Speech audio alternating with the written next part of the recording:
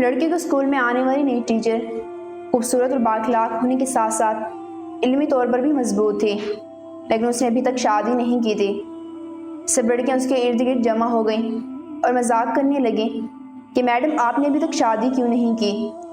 Madam نے داستان کچھ یوں شروع کی۔ ایک خاتون کی 5 بیٹیاں تھیں۔ شوہر نے اس کو دھمکی دی کہ اگر اس دفعہ بھی بیٹی پیدا ہوئی تو اس بیٹی کو باہر کسی سڑک یا چوک پر پھینک آؤں گا۔ خدا کی حکمت خدا ہی جانے کہ 6ٹھی مرتبہ بھی بیٹی پیدا ہوئی اور مرد نے بیٹی کو اٹھایا اور رات کے اندھیرے میں شہر کے مرکزی چوک پر رکھایا۔ ماں پوری رات اس ننھی سی جان کے لیے دعا کرتی رہی اور بیٹی کو اللہ کے سپرد کر دیا۔ دوسرے دن صبح باپ جب چوک سے گزرا تو دیکھا کہ کوئی بچی کو لے نہیں گیا۔ باپ بیٹی کو واپس گھر لے آیا، لیکن دوسری رات پھر بیٹی کو چوک پر رکھایا۔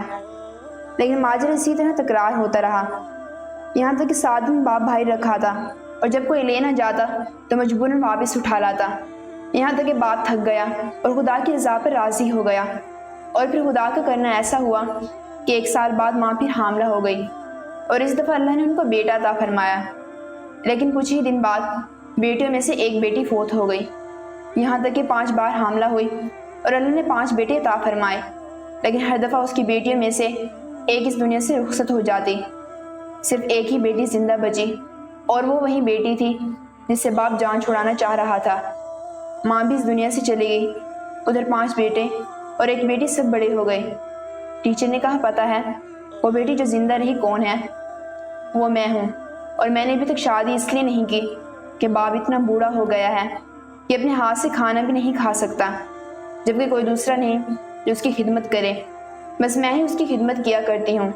اور وہ 5 بیٹے کبھی کبھی آ کر باپ کی احوال پرسی کر جاتے ہیں، جبکہ باپ ہمیشہ شرمندگی کے ساتھ رو رو کر مجھ سے کہا کرتا ہے، میری پیاری بیٹی، جو کچھ میں نے بچپن میں تیرے ساتھ کیا اس پر مجھے معاف کرنا۔